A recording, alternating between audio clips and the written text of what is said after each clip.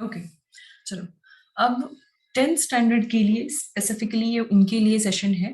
The topic आपका last chapter, 3 ही chapter थे इस सेशन में। सो आपका जो लास्ट चैप्टर रह गया है that is heredity and evolution. This one is the most interesting chapter that I can tell you with guarantee. सबको इंटरेस्ट आएगा इसमें। एंड आगे चल के जो दूसरे सेशंस होंगे, थोड़ा लेंदी चैप्टर है but easy to understand and interesting इसलिए है बिकॉज आपको बहुत सारे आंसर्स मिलेंगे why some people have some kind of characteristics and why not. उसके अलावा कुछ genetic related disorders and all your answers की मेटर्नल और पेटर्नल कैरेक्टरिस्टिक्स नेक्स्ट जनरेशन को कैसे अफेक्ट करते हैं and throughout time organisms का डेवलपमेंट कैसे हुआ, उनमें चेंजेस कैसे आए, और आज के टाइम पे जो भी हमने कैरेक्टरिस्टिक्स एक्वायर किए हैं वो कितने दिनों तक और रहेंगे या फिर उनका आगे क्या होगा। सो past present future in terms of biology आपको ये सारी चीजें समझनी है। बेसिकली ये चैप्टर आपके लिए टाइमलाइन है। तो ये टाइमलाइन पे आपको ऑर्गेनिज्म का बिहेवियर, उनके पॉपुलेशंस और वो कैसे अपने कैरेक्टरिस्टिक्स को चेंज करते हैं डिपेंडिंग अपॉन इंटरनल और external stimulus, that is in heredity and evolution. जिसमें पहला वर्ड जो है, मैं पहले वर्ड पे ही फोकस करूंगी फिलहाल। हमारा पहला सेशन अबाउट हेरिडिटी। पहले हम सेल के अंदर और किसी ऑर्गेनिज्म के अंदर क्या हो रहा है और उस ऑर्गेनिज्म से जो नेक्स्ट ऑर्गेनिज्म डेवलप होगा या रिप्रोड्यूस होगा उसमें और उसमें क्या कनेक्शन है हम पहले वो समझ लेंगे। That is connected to the heredity. यानी ऑल दोज कैरेक्टरिस्टिक्स, कैरेक्टरिस्टिक्स का दूसरा वर्ड है traits. I find this word very easy. Characteristics लिखना और स्पेलिंग एंड बोलना बहुत डिफिकल्ट होता है। सो जो ट्रेट्स हैं वो traits one generation to another generation pass on होते हैं। ठीक है, तो यानी जो कैरेक्टरिस्टिक्स या जो स्पेशलिटी एक जनरेशन से दूसरे जनरेशन में पास ऑन हो रही है नेचुरली, उस चीज को हम बोलते हैं हेरिडिटरी कैरेक्टरिस्टिक्स। उसी चीज को हम बोलते हैं, जब आप लेते हो वो चीज तो उसको बोलते हैं इनहेरिटेंस। इनहेरिटेंस मतलब हिंदी में अगर बोले विरासत। जैसे लोग प्रॉपर्टी करते हैं, विरासत में बहुत बड़ी बड़ी प्रॉपर्टीज मिलती है किसी को तो इनहेरिट करते हैं। सो that is something in the विरासत। तो आप मेहनत नहीं करते, आपको वो चीज बनी बनाई मिलती है। तो हमारी बॉडी में वो हमारा डीएनए है जो हमें बनी बनाई मिलती है और हमें हमारे पेरेंट्स से वो कैरेक्टरिस्टिक्स मिलते हैं। Yes Nikhil. Can we say that heredity is artificial also because एक टेक्निक आई थी जिससे हम आर्टिफिशियली जेनेटिक स्ट्रक्चर चेंज कर सकते थे। ओके, सो ओके, बोल सकते। आर्टिफिशियल इसलिए मैं नहीं बोलूंगी फिलहाल के लिए। द रीजन कि वो अगर एक पर्सन का कैरेक्टरिस्टिक्स आप अभी चेंज कर रहे हो, वो आपने चेंज किया, समथिंग एक्वायर्ड या अडेप्टिव क्वालिटी आप बोल सकते हो।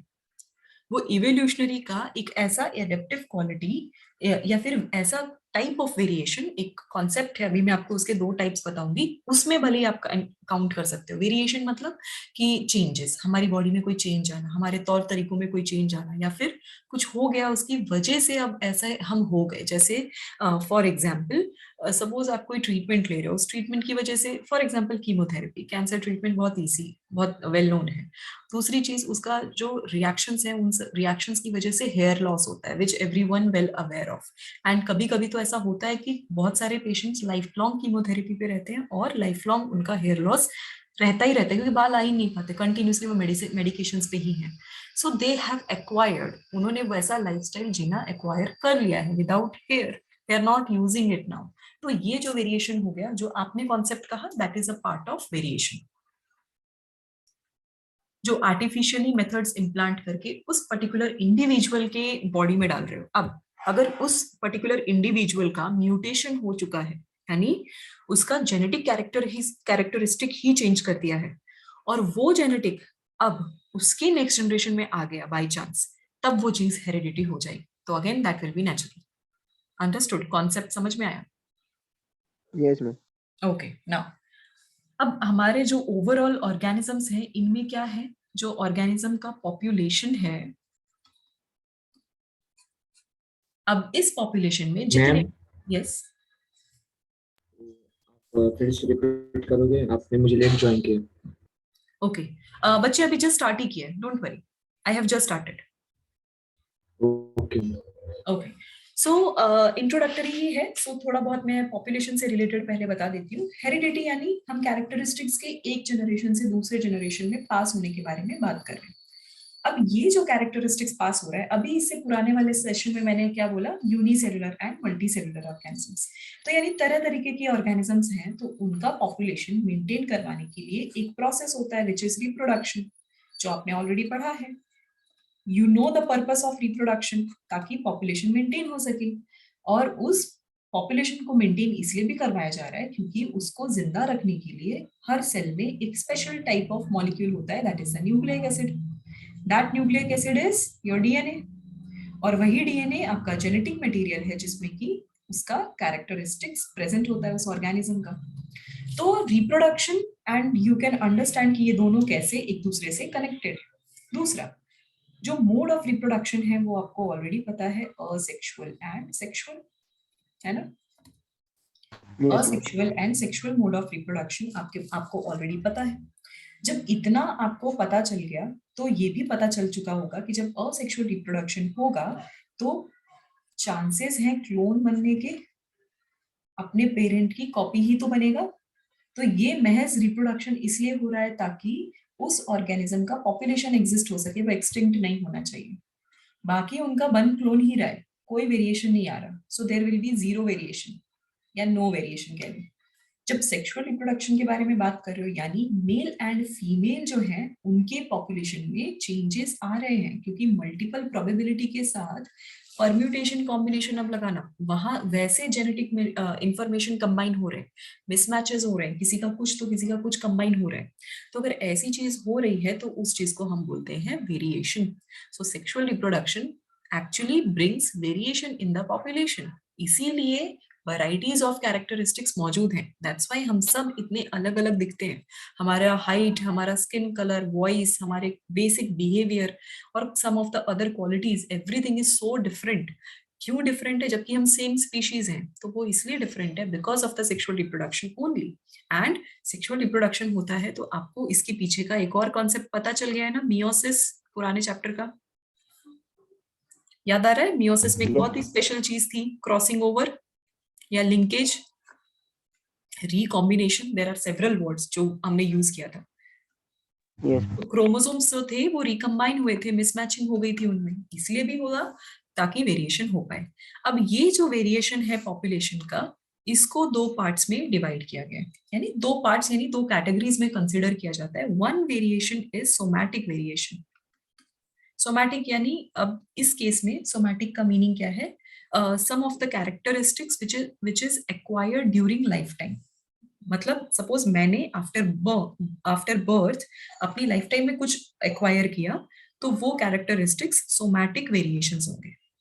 आप जिंदा हो और जिंदा होने के साथ साथ कुछ चीजें कर रहे हो, जैसे कि मे बी कोई इन्वायरमेंटल कॉज, जैसे आप सर्दी वाली जगह से गर्म जगह पे चले गए तो टेम्परेचर डिफरेंस आ गया, हायर एल्टीट्यूड लोअर एल्टीट्यूड, और उस सब चीजों की वजह से आपकी बॉडी सर्टेन वे में, आपका ब्रीदिंग रेट चेंज होना, आरबीसीज का काउंट बढ़ना घटना, ये सारे फैक्टर्स ऑलरेडी हमने डिस्कस किए। अब उसको एवोल्यूशन या हेरिडिटी के पर्सपेक्टिव से समझो बस।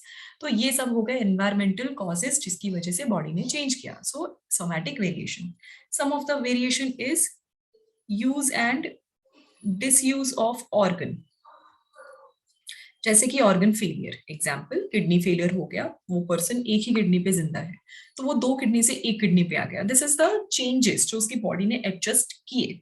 और maybe some other kind of thing, many people don't have gall bladder, stone की वजह से उसे निकाल देते हैं, बट स्टिल उनका डाइजेस्टिव सिस्टम फंक्शन करता है, दे डू देयर वर्क, तो बॉडी एडजस्ट करती है। किसी का लिम्स एम्प्यूट हो जाता है बिकॉज ऑफ द एक्सीडेंट और maybe some other cause, so that person acquire to live that way.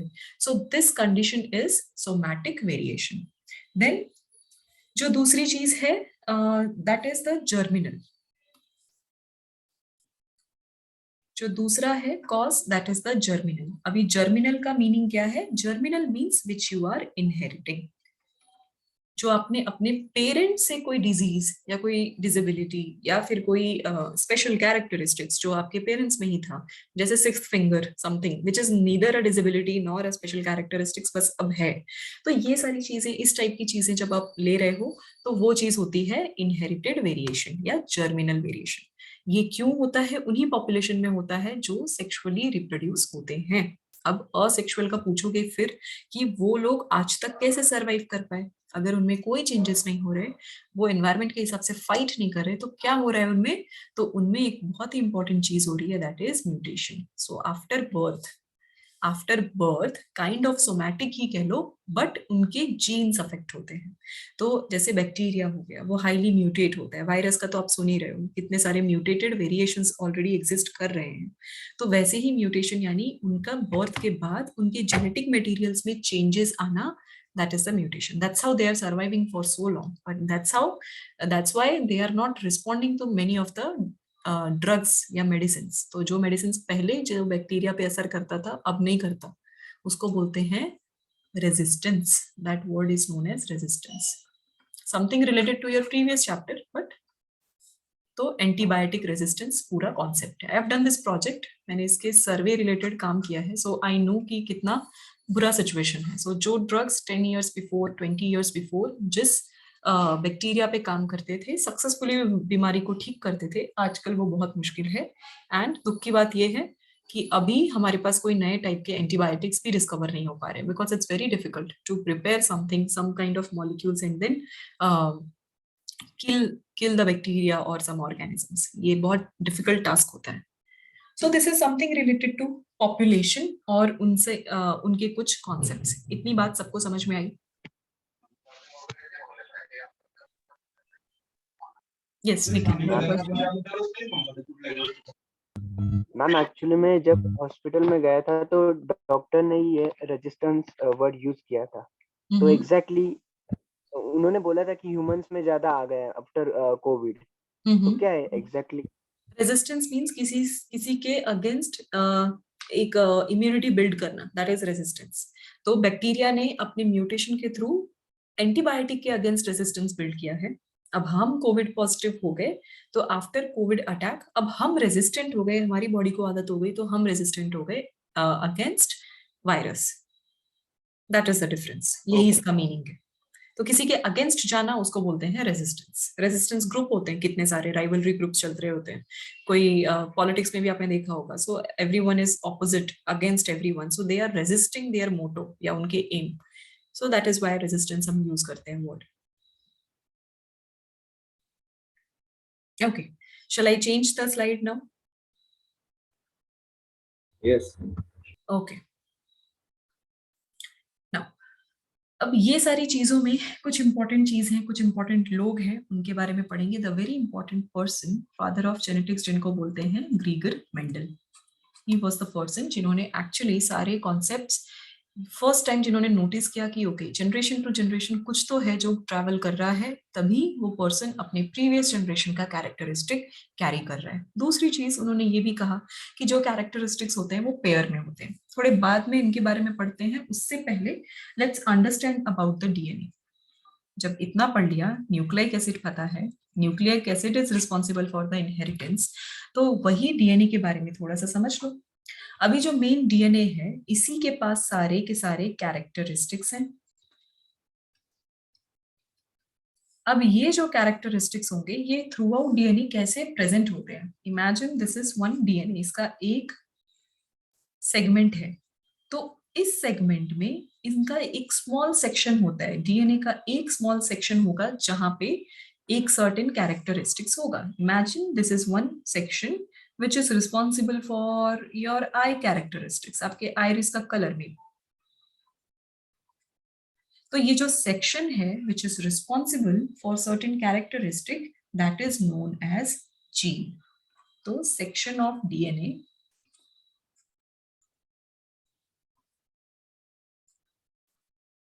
representing some traits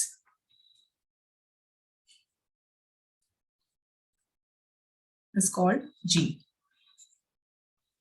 तो अब आपके लिए एक चीज कि जीन किसको बोलते हैं। तो जीन किसको कह रहे हैं? डीएनए के एक हिस्से को, एक छोटे से सेक्शन को, जो कोई ना कोई कैरेक्टरिस्टिक्स बताता है या कोई ना कोई उसमें ट्रेट्स होंगे, दैट विल बी जीन। इस तरीके से कनेक्टेड है। अब इसी डीएनए को हम कॉम्पैक्ट कर देंगे और कंडेंस करवा देंगे, जो कि पिछले क्लास में ऑलरेडी पढ़ा है। तो कंडेंस होते ही वो क्या बन जाता है? क्रोमोसोम। क्रोमोसोम क्या है? Condense and compact structure. Condensed and compact structure मिला के ये क्रोमोसोम बन रहे हैं। और इसी क्रोमोसोम के साथ साथ अब क्या होगा? इनके कैरेक्टरिस्टिक्स और इनकी चीजें जो होंगी वो ट्रांसफर होंगी from one person to another person. यही क्रोमोसोम जब बनेगा तभी तो सेल डिवाइड होगा। सेल डिवाइड होगा तो इक्वली डीएनए डिवाइड होता है। ऐसे लॉन्ग थ्रेड लाइक स्ट्रक्चर या अपने क्रोमेटिन मटेरियल के फॉर्म में तो डीएनए डिवाइड नहीं हो पाएगा। It will be too clumsy and too tedious to do that.